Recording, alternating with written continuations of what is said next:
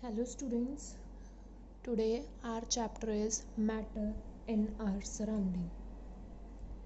Matter in our surrounding. So firstly the thing is matter.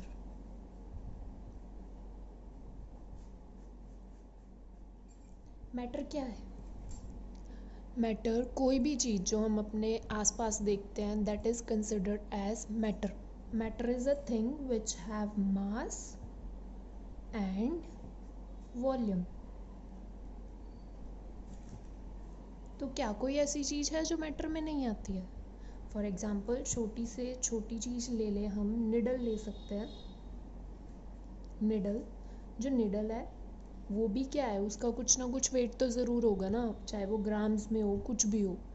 तो wait भी है और वो स्पेस भी ऑक्यूपाई कर रही है, दैट मीन्स उसका वॉल्यूम भी है, तो it is considered as matter.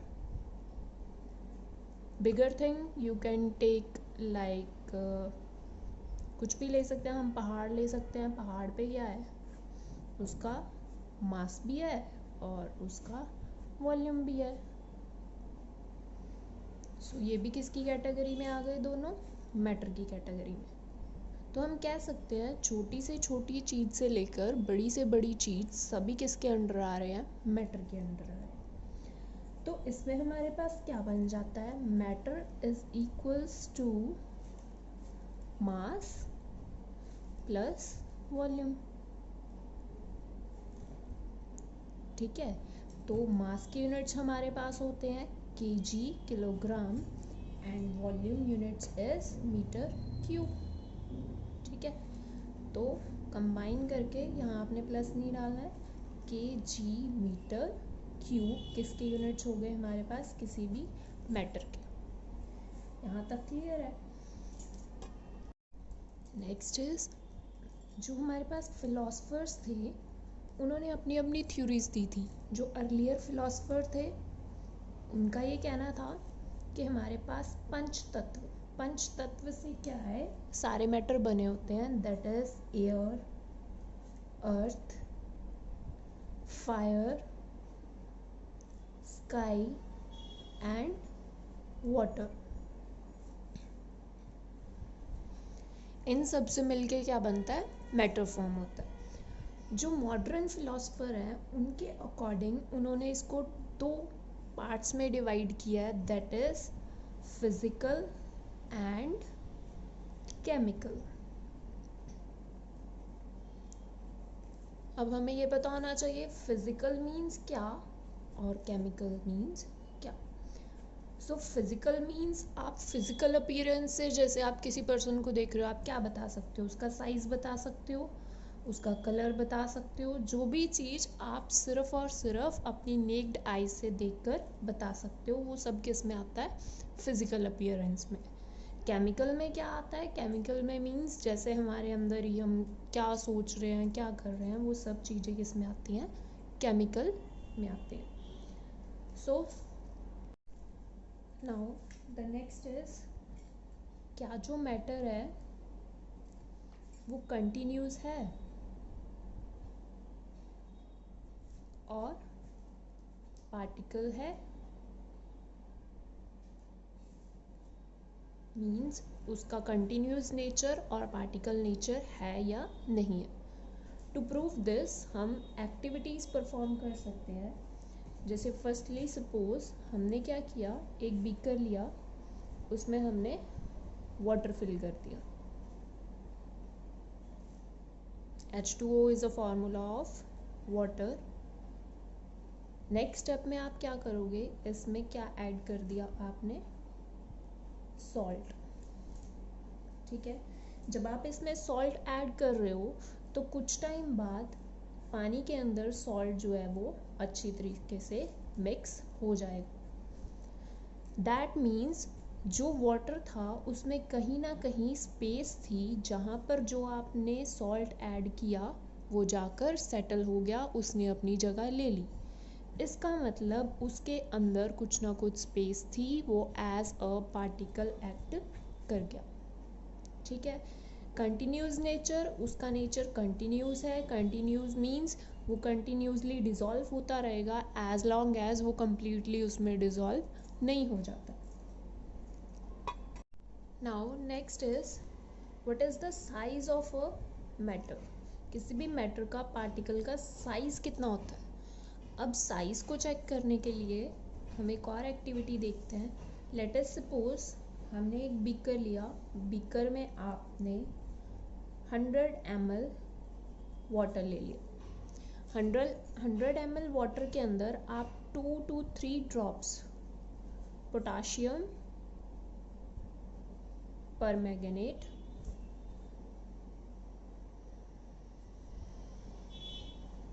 इसकी ऐड करनी है। जब आप इसकी 2 या 3 ड्रॉप्स इसमें ऐड करोगे, इसका कलर पिंक हो जाएगा।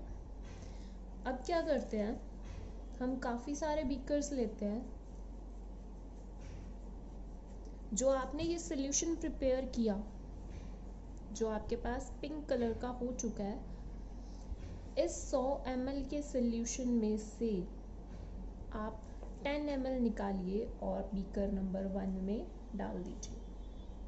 10 ml इसका डल चुका है इसमें, और इसमें पहले से ही आपने क्या डाल रखा है, 90 ml वाटर।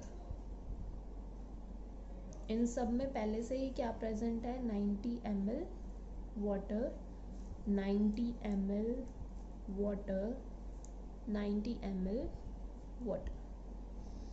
हमें चाहिए 100, तो पहले हमने यहाँ से निकाला, इसमें डाल दिया। वो ज़्यादा डार्क था, क्योंकि पानी में डाल रहे हो तो इसका कलर थोड़ा सा लाइट हो जाएगा।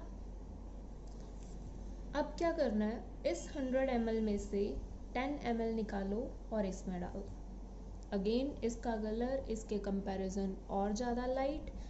इसमें से 10 निकालोगे, इसमें ऐड करोगे और ज़्यादा लाइट। अगेन ये क्या होता चला जाएगा, लाइट। तो हमने क्या किया, हमने एक कंसंट्रेटेड सॉल्यूशन से उसको किस में कन्वर्ट कर दिया, डाइल्यूट सॉल्यूशन में।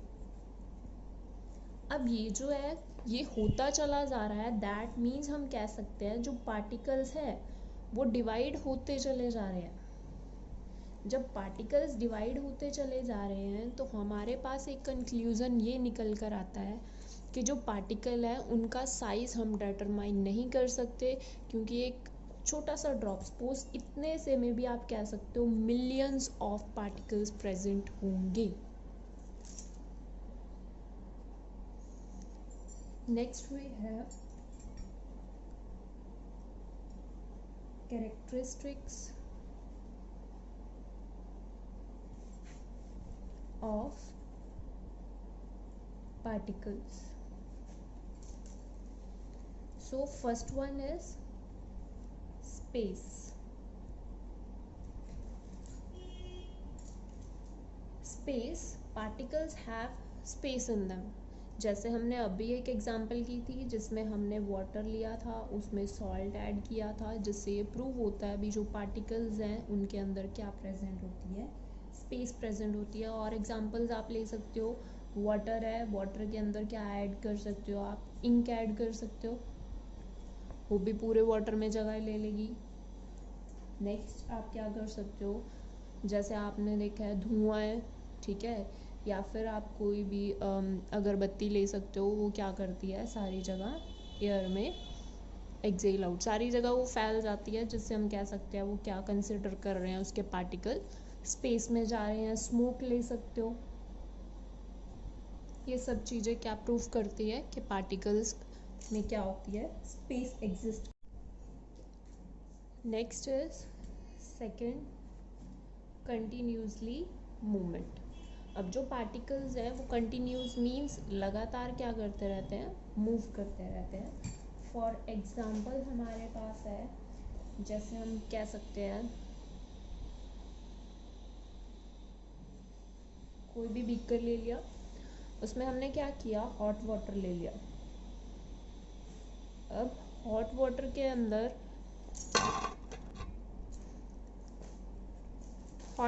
अंदर आपने कोई भी चीज़ ऐड करी,